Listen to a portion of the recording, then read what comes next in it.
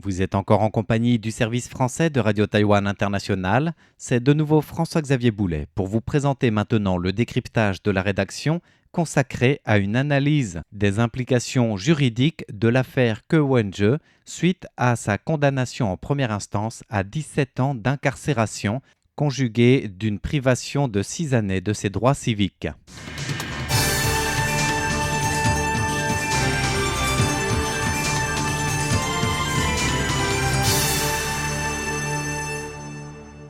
Dès l'annonce du verdict, les soutiens de Ke Wen-je annonçaient une manifestation d'envergure pour ce week-end. Et en effet, hier, ils étaient plusieurs dizaines de milliers de personnes rassemblées devant le palais présidentiel pour apporter leur soutien à l'ancien maire de la capitale et ancien candidat à la présidence, Ke Wen-je, et protester contre sa condamnation qu'ils jugent de décision politique. Pour rappel, en première instance, Ke Wen-je a été condamné à une peine de 17 ans d'incarcération dans 3 des 4 dossiers principaux le mettant en cause. Il y répondait au chef d'accusation de corruption avec un pot de vin estimé à 15 millions de dollars taïwanais, donc 406 400 € environ, dans le développement immobilier du complexe Core Pacific City. Autre chef d'accusation, appropriation illégale de dons politiques et abus de confiance. Outre la peine cumulée de 17 ans d'emprisonnement, Ke Wen-je a écopé d'une peine de 6 ans de privation de ses droits civiques. Le professeur de droit Wu Qingqin, qui est aussi directeur du Centre de recherche en droit pénal à l'université Aletheia, analyse avec nous le verdict de première instance pour les 3 dossiers criminels qui ont jugé Ke Wen-je coupable, avec comme première implication l'impossibilité pour ce dernier d'envisager de se représenter à la prochaine échéance électorale présidentielle.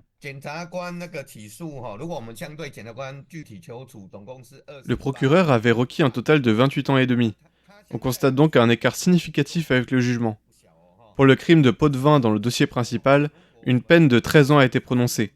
Or, suite à la modification de la loi sur les élections et révocation de 2022, toute personne condamnée à une peine de prison de plus de 10 ans perd automatiquement son éligibilité, sans même attendre que le jugement soit définitif. Par conséquent, Ke Wen-je ne pourra pas se présenter à la prochaine échéance présidentielle en 2028. Dans son analyse, le professeur Wu Qingqin a aussi insisté sur la question de recevabilité de certaines preuves numériques, comme un certain fichier Excel, une entrée dite 1500, qui apporte plus de doutes et de questions au lieu d'étayer, comme les procureurs l'ont présenté durant l'instruction, le volet des preuves. Et à cet égard, la question, alors peut-être pas de faire voler en éclats le résultat de la première instance, mais en tout cas de remettre en cause certaines parties de l'accusation, devrait probablement être au centre des débats d'un procès en appel. La saisie 1500 dans le fichier Excel est ce que l'on appelle en droit une preuve par oui-dire. En vertu des principes juridiques, elle n'aurait même pas dû avoir la qualification requise pour être présentée au tribunal, ce qui en fait une preuve irrecevable. En plus, on ne peut pas déterminer avec certitude l'auteur de ce fichier, pas plus que le moment de sa création, à l'inverse des autres entrées saisies qui, elles, comportent des noms et des notes précises. Cette saisie 1500 est donc aussi bien isolée qu'inhabituelle. Le tribunal a d'ailleurs considéré qu'il s'agissait d'une déclaration extrajudiciaire de Ke Wen-je. Comme le procureur n'a apporté aucun élément de preuve complémentaire pour la renforcer, elle a été qualifiée de preuve insuffisante.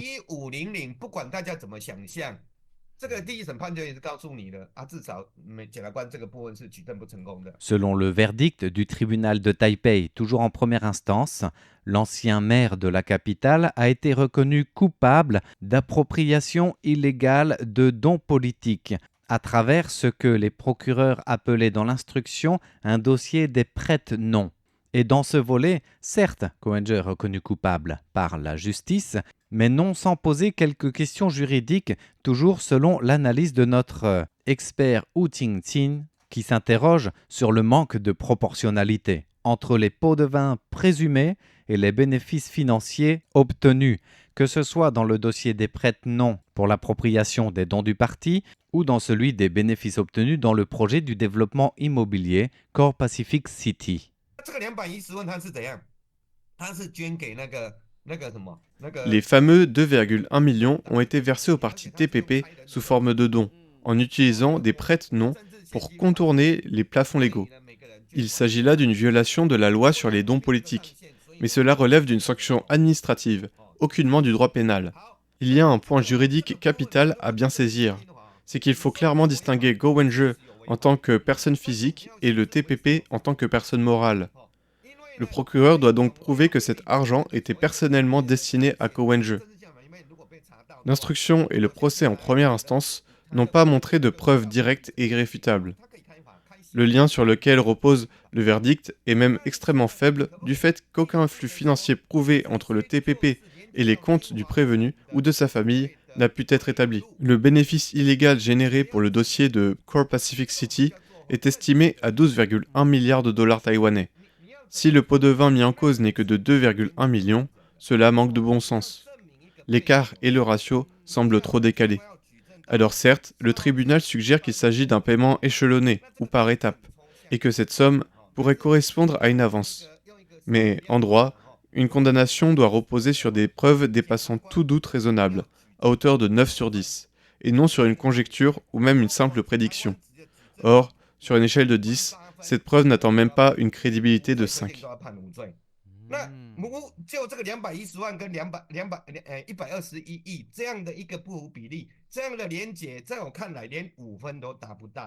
En conférence de presse après le verdict annoncé par le tribunal de Taipei, Ko Wen-je s'est montré ferme, lui-même se victimisant dans un dossier qu'il estime politisé. Il a surtout tenu à clamer de nouveau son innocence et martelé qu'il irait jusqu'au bout dans sa défense. Pour le professeur Wu Qingqin, l'appel sera surtout l'occasion de reposer la question de la valeur et de la recevabilité de certaines preuves, directes ou indirectes, voire même non volontaires, comme il nous le détaille. Certains aveux pourraient être considérés comme non volontaires. En termes juridiques, cela signifie qu'ils ont été obtenus sans libre arbitre ou par des méthodes inappropriées. Et en droit pénal, de tels aveux sont automatiquement écartés, peu importe leur véracité ou non. Or, le tribunal n'a pas agi ainsi dans ce procès. Autre contradiction à éclaircir, au sujet de l'accusation de détournement de fonds. Qui dit détournement dit qu'on s'approprie un bien d'autrui. Mais si l'on considère que l'argent des dons appartient à Go Wen-je, comme les juges l'ont entendu, alors l'accusation revient à dire que Go Wen-je a détourné son propre argent, ce qui est une contradiction logique.